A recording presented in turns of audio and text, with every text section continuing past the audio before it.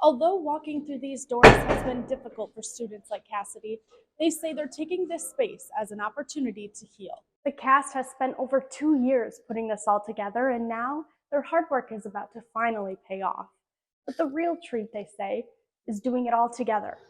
Let's take a look.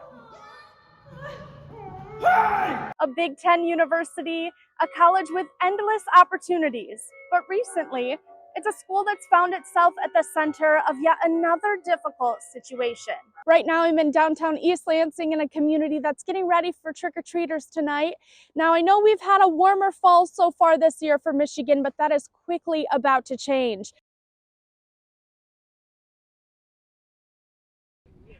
It doesn't feel like it's been a year. For Larkin O'Donnell, Like today is about finding ways to cope. Kind of like a blur to me. She's talking about what the entire campus seems to be thinking about today. It just happened so fast, you know? 1 year ago, a shooter walked onto campus, injuring 5 people and killing 3. I visited the Spartan statue first, and then I came here. So now Larkin is healing by surrounding a painfully ugly memory with beauty. So we were just running errands, and I thought it would be nice to bring some flowers to the rock. Chloe Kopnick and her roommate Bridget McVoy are freshmen this year. We still care about the effects of what happened last year. They weren't here last year, but they want fellow Spartans to feel their love and support. Glad I could come here with Chloe and just, do something just to show that we're here for everyone. Whatever students are feeling today is valid. It's just upset again, just having to remember what happened a year ago, and just being in the dorm and terrified the whole time, and calling my parents and sorry, because 1 year and texting all my friends just hasn't been enough to erase the pain. It's just upsetting to remember what happened. Spartans feel community. That sense of community is really important. Knowing that everyone has each other's backs and we're here for each other is really important. For everyone to stand together, even when they don't all know each other, I feel like that's a very big deal, especially in such a hard time. Today, Bridget is finding out what Spartan Strong really means.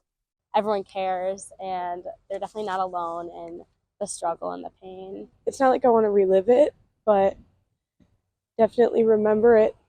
Spartans will always remember the names of Brian Fraser, Ariel Anderson, and Alexandria Werner. It's like we say, we'll never forget. At The Rock, I'm Mackenzie Decker, Focal Point News. Nerve-wracking. Nerve-wracking beyond all else. Cassidy Howard is used to walking to class. What she's not used to is walking to class here. It's been 11 months since tragedy visited Berkey Hall. 2 students were killed in a mass shooting here. 1 student was shot just 2 buildings away at the MSU Union. This is the club that nobody wants to be a part of. And for Cassidy, just returning to campus has been difficult. It's been a lot of work to trust people, to trust the campus after what happened. And being in here, it's just a place where that foundation of trust just isn't there. Cassidy finds herself walking to the very building where the shooting started every Monday and Wednesday morning. I wasn't in a position where I could drop the class, and I just absolutely dreaded it. In this building that serves as a reminder of loss and heartbreak. The end goal is not for them to close Berkey, but it's for people to choose when and if they are able to return to Berkey. Although walking through these doors has been difficult for students like Cassidy, they say they're taking this space as an opportunity to heal. I think that being in this building is a really big and important step to that, as absolutely terrifying as it is. Not being able to come back here is kind of a constant reminder. So I think reclaiming the space is just a sign that people have moved past what happened or are making an attempt to. This tragedy affected 50,000 students here differently.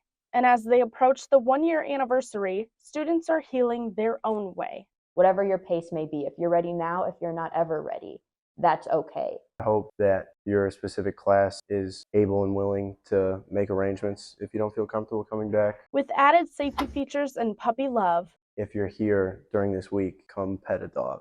students are working to bring newfound hope to this corner of campus. The silver lining is the fact that we're in this building and these blinds aren't pulled shut anymore. The last hallway that two of our classmates walked can be walked again.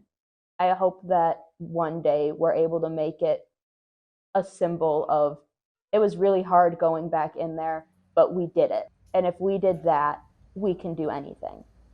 At Berkey Hall, I'm Mackenzie Decker, Focal Point News.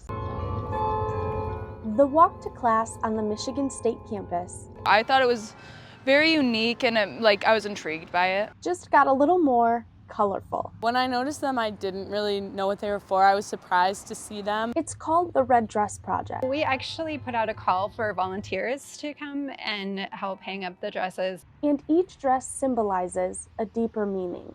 The artist chose red because in the Indigenous culture, red is a very spiritual color. It's a project aimed at honoring missing and murdered Indigenous women and girls. This is not an issue that is typically at top of mind, so to bring it to people's attention in a visually impactful way. It's not something students understand at first glance, You see a bunch of dresses and then they're red. I just feel like it's more like, whoa, that's there, you know? but the dresses catch people's eye just enough for them to want to learn more. It made me read the sign, so probably other people read the sign and got some info on it.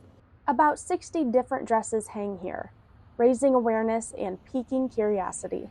You know, an art installation is something that's hard to ignore and much more powerful than to look at statistics. They could know a little bit more than they did before, which is always good. On Michigan State's campus, I'm Mackenzie Decker, Focal Point News. A lawsuit, a fired football coach, a revolving door of presidents, and now a professor under investigation. We take our attention from one controversy on campus to another. Focal Point's Tiana Barnes gives us the details. Well, Friday the 13th is here, and this one is even spookier since Halloween is just around the corner. You still have a few days to walk the exhibition. It runs through March 17th along West Circle Drive on campus. I was told that after the exhibition is done, all the dresses will be packed up and shipped to another location. They've been to 50 different locations so far. That's incredible, Mackenzie. Last week, Michigan State head coach Robin Freilich began her Spartan campaign as MSU faced off against the Oakland Golden Grizzlies to tip off their year. Although the East Lansing Trojans came up short in the quarterfinals, they were able to achieve their second regional championship in a row. And while the loss was tough, they are using it as motivation for next year. Thanks, guys. The Michigan State Spartans will be looking to capitalize on their offensive strengths during tonight's game against Purdue. One player that will have a huge impact on keeping MSU in the win column is Moira Joyner, who currently leads her team in scoring this season with 277 points. Joyner will also be looking to hit her 1,000th career point during tonight's game.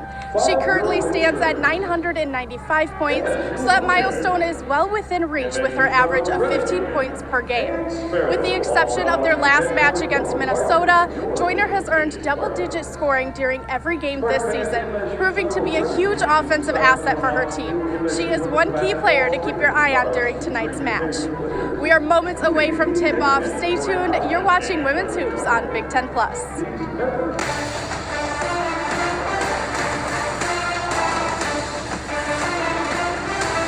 First Big Ten win of the season today against the Indiana Hoosiers. I know you guys were touching on some key players. Another one to keep in mind, MSU goalie Cecily Charles had her career high of 14 saves during her last game against Ohio State. This ties for the record of the most amount of saves at Ralph Young Field, and it's also the most amount of saves MSU has had during the game since 2019. Charles also earned herself the title of Big Ten Co-Freshman of the Week, and she is surely one player to keep your eye on. Stay tuned, we have an exciting match coming up. You're watching Field Hockey on Big Ten Plus.